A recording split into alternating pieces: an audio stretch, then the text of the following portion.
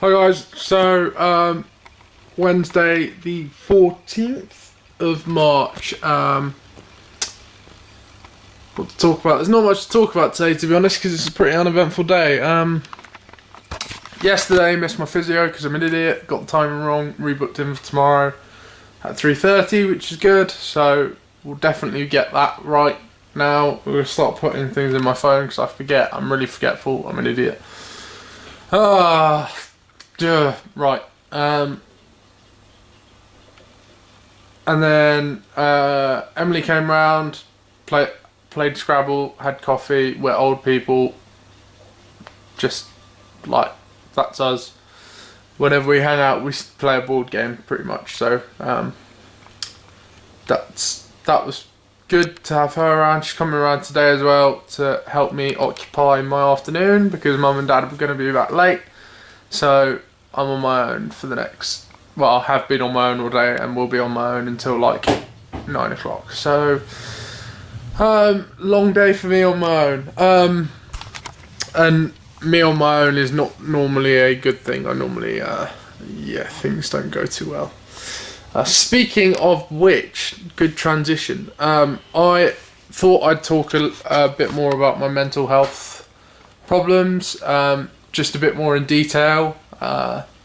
So basically my mental health problems started when I was at primary school, or at least that's where all the problems have stemmed from, when my grandma, I was very close to, looked after me a lot during my childhood. When she passed away, that started off some issues, but also the way I was treated at primary school. I was quite badly bullied about my weight. That's kind of been some consistent thing up until kind of secondary school, really. The whole way through primary school I was kind of teased about my weight, and that scarred me a little bit mentally, so I really struggled.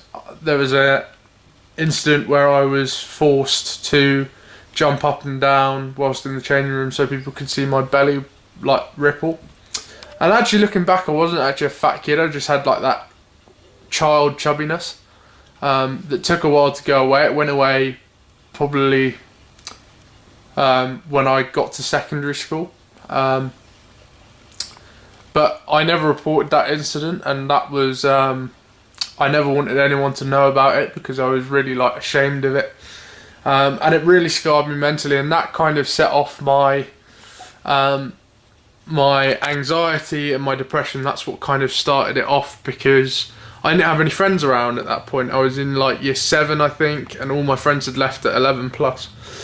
Anyway, transitioning into secondary school, start to get a confidence boost, but then you have all these big exams that come along, and having ADD meant that I was really struggling to concentrate, as in like I'd sit to do essay or like some coursework, and after 2 hours I'd have like a sentence, and I used to really beat myself up about it, and it wasn't because I couldn't be bothered, because I was sat there like trying to do a piece of work and it just wasn't happening, and I got really angry at myself, and I continued to get angry at myself, like forgetting my physio yesterday. I was so angry at myself that I have a bit of an anger issue when it comes to stuff like that, because I get angry at myself. I don't necessarily get angry at other people, but then I take it out on other people. I snap, and I get people don't realise what's going on inside my head, and they think I'm kind of snapping at them, when actually it's just because I'm pissed off at myself.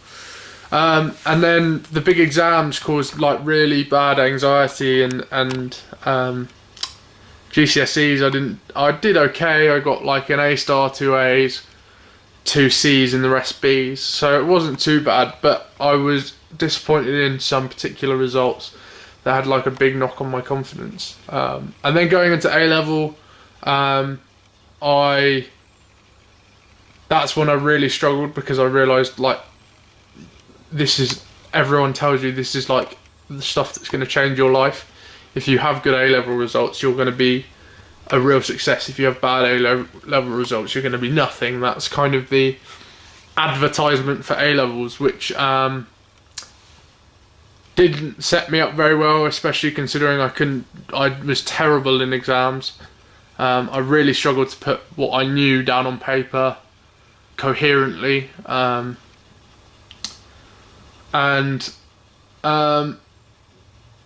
basically I went into like a really deep depression. I was really struggling. People thought I looked happy on the outside, but on the inside there was some real battles going on, and it actually got to the point where I'm trying to remember now.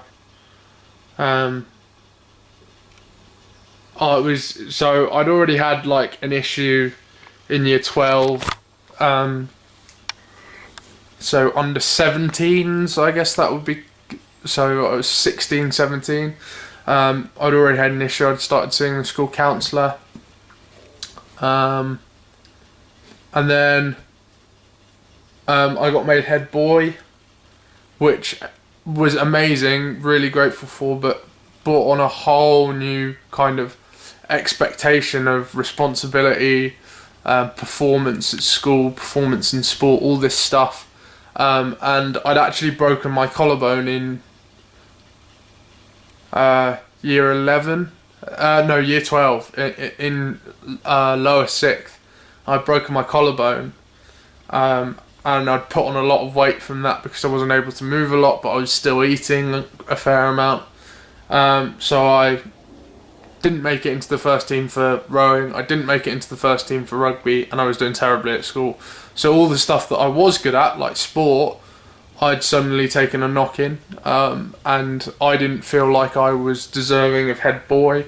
I didn't feel like other people thought I deserved to be head boy, and I really struggled with that, and I was really, really depressed for those 2 years, and what triggered me seeing a psychiatrist was one day, I think it was Easter holidays, I found a bottle of vodka and some paracetamol, and I just started kind of taking paracetamol and kind of necking vodka, and I got halfway through and I thought, what the hell am I doing? Or at least that's what I tell myself. I think actually more the fact was I just couldn't do it. I didn't have the nerve to do it, which sounds ridiculous. I didn't have the way I've put it before is what I got really upset afterwards.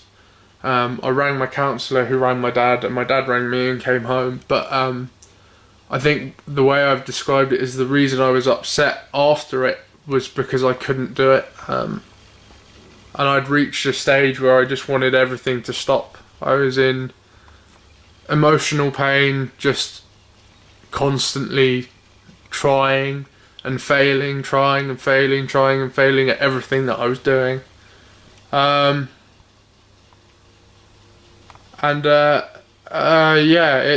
It's been a really hard road, and since then I've been seeing a psychiatrist. I'm on medication, but things are still difficult, and the positivity that I have is great, because I didn't used to be able to be like that, and I feel like if this injury had happened a couple of years ago, I'd be in a very different space. But suicidal thoughts are something I have every single day, a lot of the time in the day, but I'm able to kind of just put them aside. It's weird. I'm able to kind of pick those thoughts out and just put them to one side. That's what I've been taught how to do with my psychiatrist. But sometimes they manage to push their way through again, and that's when it gets scary. And depression is a scary thing, but I don't think it's something that we're talking about enough. And as I've said, I wanted to be candid and really brutally honest about mental health and my experiences, and I want people to continue to talk about it. I want it to be a discussion that happens all the time. I've always been taught to talk about it because my dad has been through the same well, not the same stuff, but similar experiences, and he's always encouraged me to talk about it. I really want to try and help. I'm going to try and do some stuff while I'm injured to try and help people who are struggling. And there are people out there struggling. It can be anyone. It can be someone who looks really happy. And I think if anything,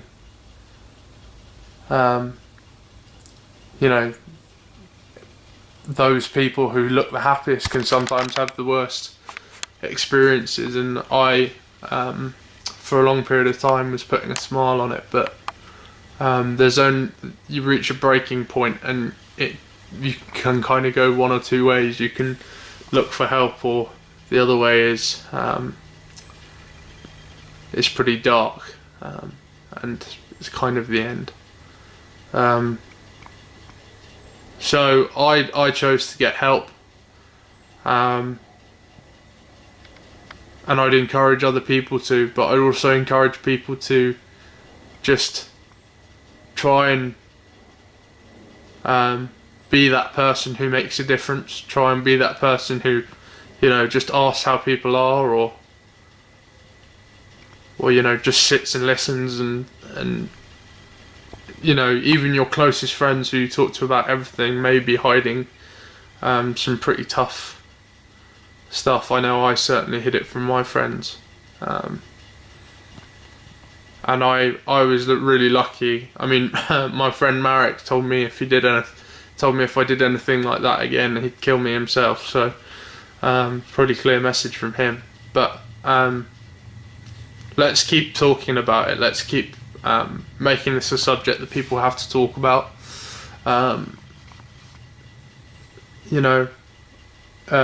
Depression is something that is unbiased. It does not, it doesn't happen to one particular group of people.